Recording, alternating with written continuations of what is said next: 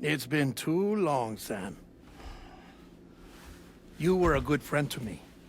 One I could never forget.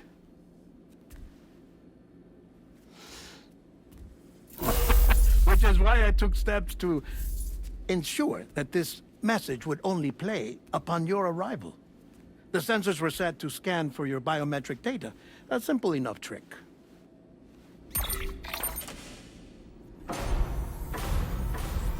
Now, this was originally a geophysics laboratory established for the study of earthquakes.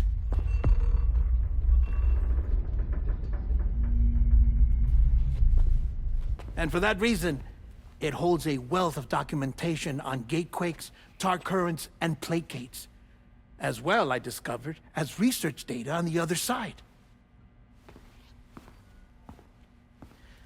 Now, what I'm about to tell you, I learned after I came to this place.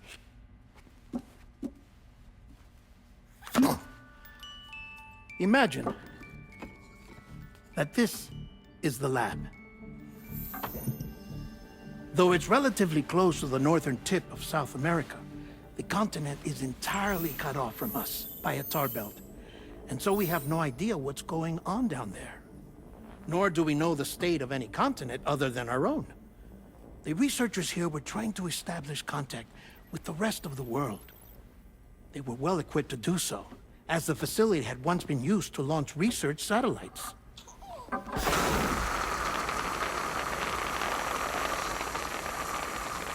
So they tried launching a variety of probes and drones in the hope of obtaining observational data, with no success.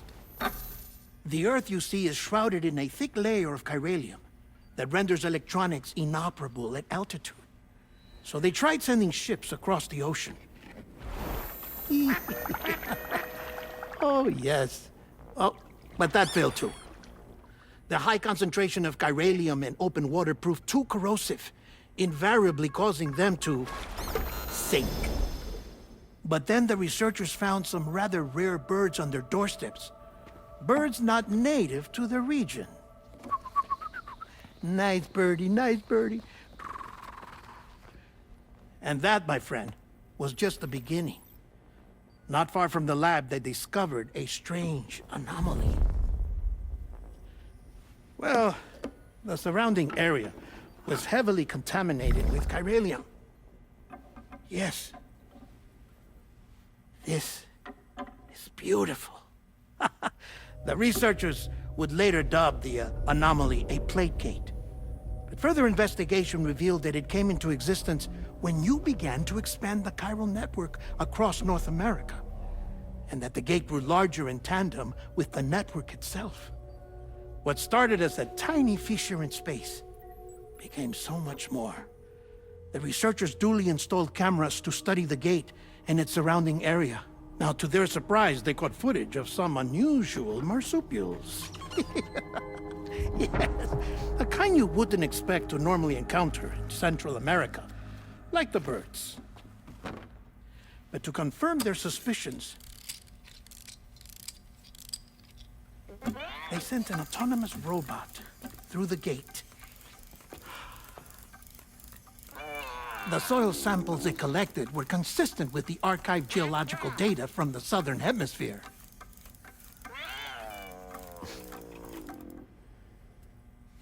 Not long after, several men and women came through the gate. They spoke English, and they confirmed that they had indeed come from faraway Australia. We finally knew the world outside North and Central America had survived. Ours was not the last bastion of humanity, but Australia had suffered the Death Stranding too. Undeterred, the researchers began working closely with Bridges and conducted a series of tests, paving the way for an expedition to Australia that would lay the groundwork for chiral network expansion. After they had first installed surveillance equipment, that is, so that the gate could be monitored from the Mexican side, a necessity to this day as Australia is not yet connected to the chiral network. The UCA may not have dreams of conquest and control, but they aren't about to let just anyone use the gate. Indeed, that's one of the reasons they were so determined to connect Australia to the network in the first place. Well, I suppose that's all I have to say about the Plate Gate. There's something else that I need to tell you, though.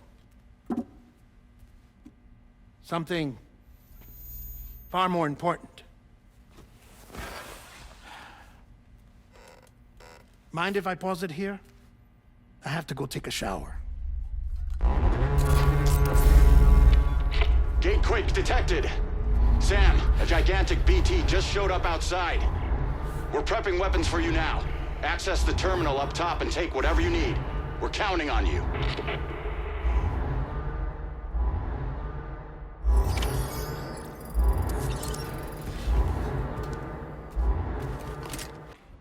As I said before, there's something I need to tell you. It's about Lou.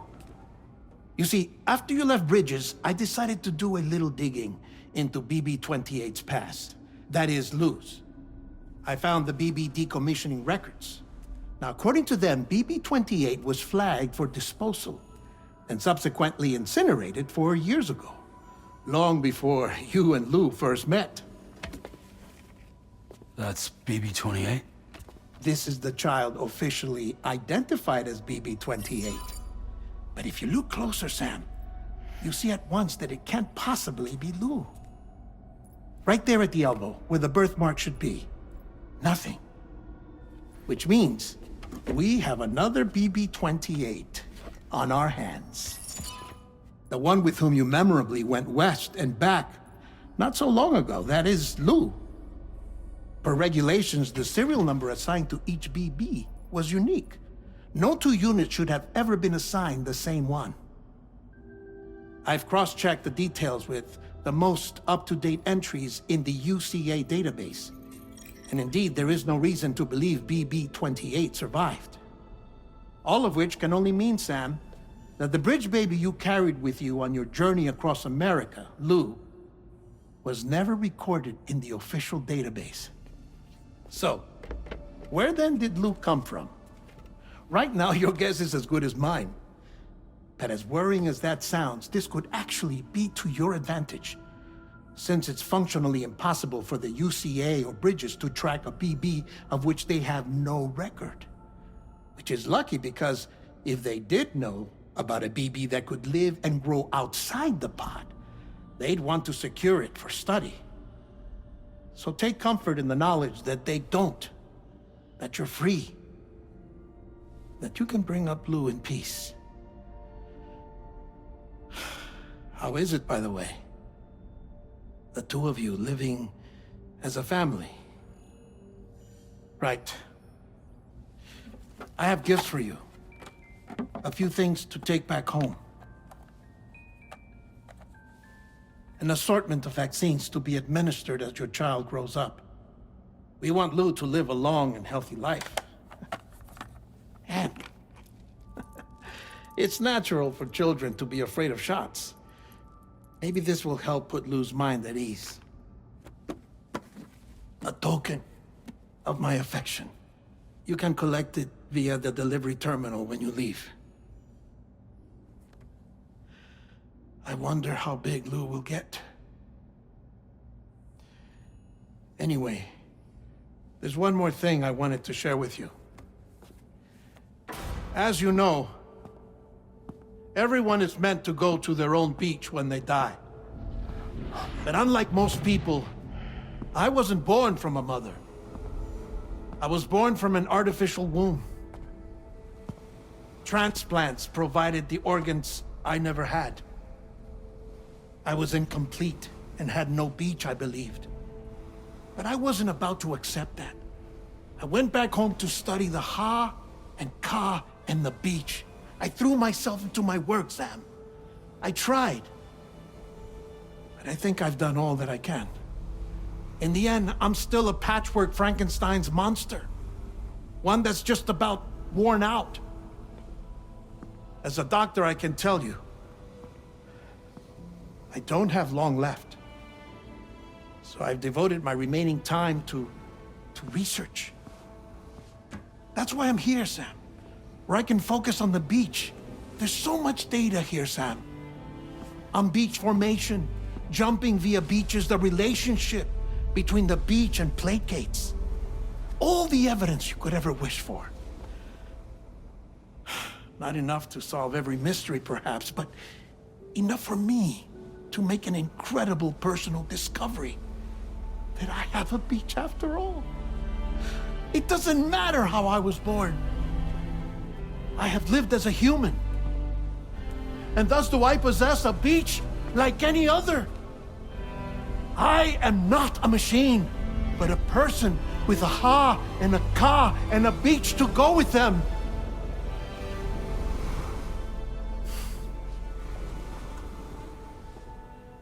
Lastly, I have a confession for you, along with a heartfelt apology.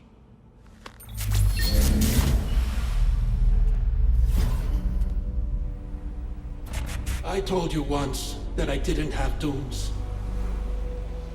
But that's not actually true.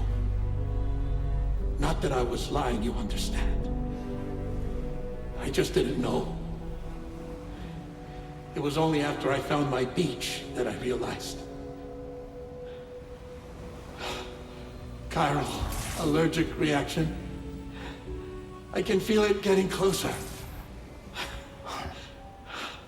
I'm off to the beach, Sam. To my beach. Take care of yourself.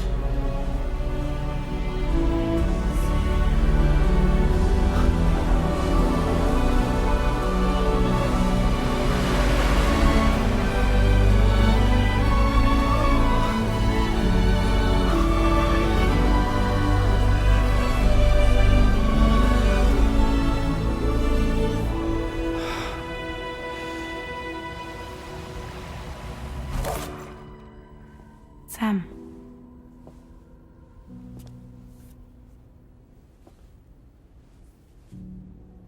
Did you know about this? No. It's news to me, too. I'm sorry that Deadman is gone. But he would have been pleased that you managed to extend the UCA network all the way to his lab. Thank you, Sam.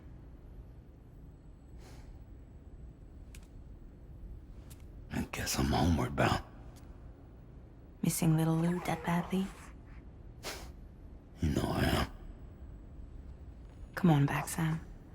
Lou misses you too.